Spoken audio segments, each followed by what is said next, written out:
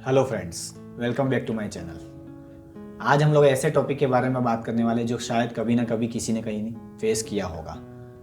जैसे जैसे हम बूढ़े होते हैं या हमारे पेरेंट्स को हम देखते हैं, वो आगे की तरफ झुकने लगते हैं और वो एक कांस्टेंट एक कंप्लेन करते रहते हैं कि मुझे कमर में बहुत सारा दर्द हो रहा है और पूरे शरीर में भी बहुत दर्द हो रहा है। तो कमर के दर्द से कैसे दूर रहे वो तो हमें पता है। मैंने पिछले कई सारे वीडियोज़ में बताया कि कमर का दर्द अगर हो जाए तो उसे कैसे मिटाना है। लेकिन ये झुकाव की वजह से जो दर्द हो रहा है वो क्यों हो रहा है और उसको कैसे क्योर करेंगे। ये दर्द आने से पहले ही अगर उसको भगा दिया जाए तो कितना अच्छा होगा हमारे पेरेंट्स के लिए। कि बुढ़ापे में या बुढ़ापा नज़दीक आता है या कई लोगों को तो जवानी में भी फुल बॉडी में पेन होता है या कमर में तो ज़्यादा ही दर्द होता है। तो पेन का रीज़न है ऑस्टियोपोरोसिस।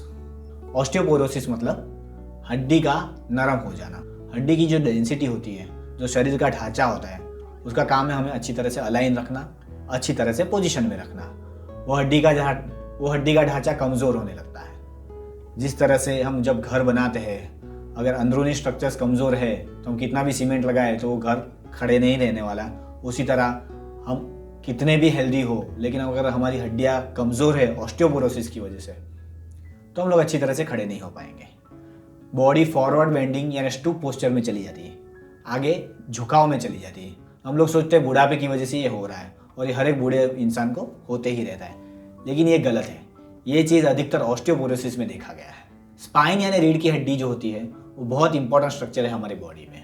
बॉडी को अलाइन रखने में, बॉडी को स्टेबल रखने में स्पाइन का बहुत बड़ा रोल होता है। तो जब ऑस्टियोपोरोसिस होता है तो स्पाइन सबसे ज़्यादा अफेक्टेड हो जाती है। दूसरे जॉइंट्स भी ज़्यादा अफेक्टेड होते हैं, खास करके रिस्ट और हिप। लेकिन जब स्पाइन अफेक्टेड होती है तो कांस्टेंट एक पेन बना रहता है। मैंने पिछले कई सारे वीडियोस में बताया है कि थोरेसिक स्पाइन जो होती है उसकी मोबिलिटी अच्छी होनी चाहिए, उसकी रोटेशनल मोबिलिटी अच्छी होनी चाहिए।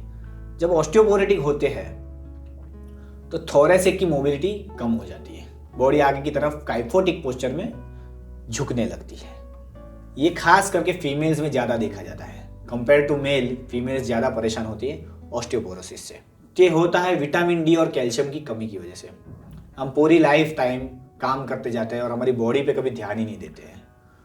कभी विटामिन डी कहाँ से मिलता है, कैसे लेना चाहिए, कैल्शियम के सोर्सेज क्या होते हैं वो हमें पता ही नहीं होता है। डॉक्टर्स हमें प्रिस्क्राइब कर देते हैं। जब जनरलाइज कंप्लेन दर्द के बारे में हम बताते हैं तो डॉक्टर्स हमें विटामिन डी, कैल्शियम प्रिस्क्राइब करते हैं, लेकिन फिर भी ये दर्द जाता नहीं है। क्यों? क्योंकि हमारा सनलाइट एक्सपोजर बहुत कम हो गया है, तो उसके विटामिन डी फॉर्मेशन में उसकी वजह हिंड्रेंस आता है। विटामिन डी और कैल्शियम दोनों कनेक्टेड है। अगर विटामिन डी अच्छा नहीं है तो कैल्शियम काम नहीं कर पाएगा। और कैल्शियम की शायद कितनी भी गोली आप खा लो या विटामिन डी के कितने भी सप्लीमेंट ले लो, लेकिन अगर उसको एक्सरसाइज नहीं दे रहे हो, वो किसी भी प्रकार की एक्सरसाइज हो सकती है, योगा भी हो सकता है, अगर उसको एक्सरसाइज नहीं दे रहे हो तो कैल्शियम कभी आपकी हड्डी में एब्जॉर्ब नहीं होने वाला है, उतरने वाला नहीं है। इसीलिए आप कितने भी सप्लीमेंट्स खाते हो ये दर्द जाता ही नहीं है। तो याद रखना है, विटामिन डी और कैल्शियम सप्लीमेंट्स लेने हैं, लेकिन उसके साथ एक्सरसाइज बहुत ही ज़्यादा ज़रूरी है। अब फीमेल्स में ही ज़्यादा क्यों होता है? आफ्टर मेनोपॉज ज़्यादातर हमारी मदर्स को ये पेन होता ही है। उसका रीज़न है मेनोपॉज में जो फीमेल हार्मोन्स होते हैं, खास करके ईस्ट्रोजन, उसका लेवल डिस्टर्ब हो जाता है। ईस्ट्रोजन कम होने की वजह से हड्डियाँ कमज़ोर होने लगती है। कई फीमेल्स को थायराइड भी होता है, तो मैंने पिछले वीडियो में बात करी है, थायराइड और कैल्शियम का कनेक्शन है।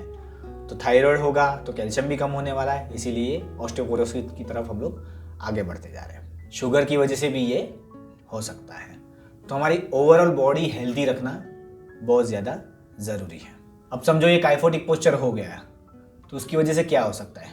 पेन तो हमने बात करी, लेकिन ब्रीदिंग डिफ़िकल्टीज भी हो सकती है, क्योंकि हमारा रिब केज जो होता है वो छोटा हो जाता है, श्रिंक हो जाता है। तो बॉडी को ब्रीदिंग के लिए एक्सपेंशन की जगह मिलती ही नहीं है, उसकी वजह से भी हमें डिफ़िकल्टी होती है, सांस लेने में, और दर्द भी होता है। तो ब्रीदिंग एक्सरसाइज भी करना बहुत ज़्यादा ज़रूरी है।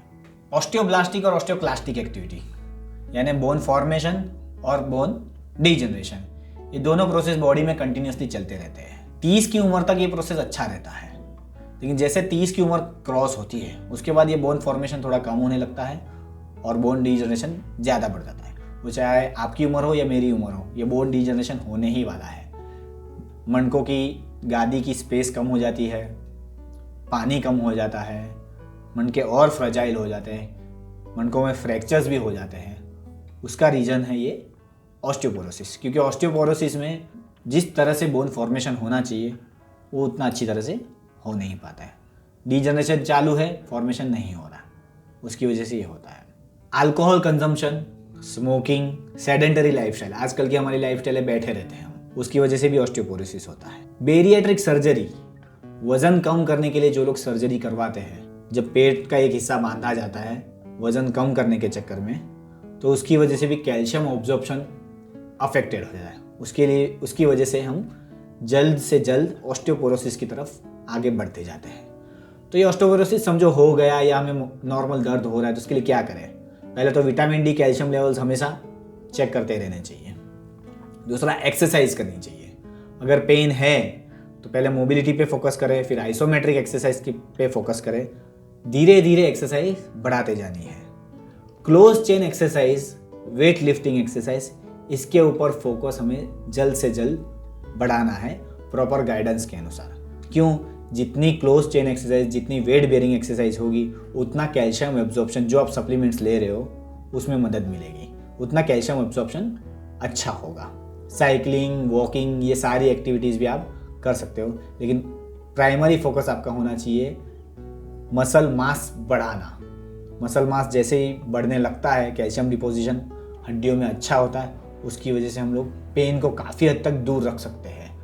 ऑस्टियोपोरोसिस हो भी गया, उसके बाद भी अगर ठीक होना है तो इस तरह से अगर हम आगे बढ़ेंगे तो हम पेन में ज़रूर अपने आप को ज़रूर पेन से मुक्त कर पाएंगे। तो मोटा मोटा हमें याद रखना है कि अगर ऑस्टियोपोरोसिस होता है तो स्पाइन सबसे ज़्यादा अफेक्टेड होती है, उसमें वर्टेब्रल फ्रैक्चर्स होने के चांसेस बढ़ जाते हैं, मूवमेंट कम हो जाती है, आगे की तरफ बॉडी झुकने लग जाती है और पूरे शरीर में, खास करके बैक में कहीं ना कहीं हमें पेन फील होता रहता है। इसके लिए प्रॉपर गाइडेंस में हमें स्ट्रेंथनिंग एक्सरसाइज करनी है, प्रॉपर डाइटिशियन के अंडर में प्रॉपर न्यूट्रिशन हमें लेना है, जिससे हमारा कैल्शियम ऑब्जॉर्प्शन अच्छा हो सके और हमें जो भी बीमारियां हैं, थायराइड या शुगर, वो हम लेवल में मेंटेन कर सकें। अगर आपको मेरा चैनल पसंद आ रहा है और आपको मेरा कंटेंट अच्छा लग रहा है तो मुझे कमेंट्स में ज़रूर बताइए और अपने फ्रेंड्स को भी ज़रूर बताइए।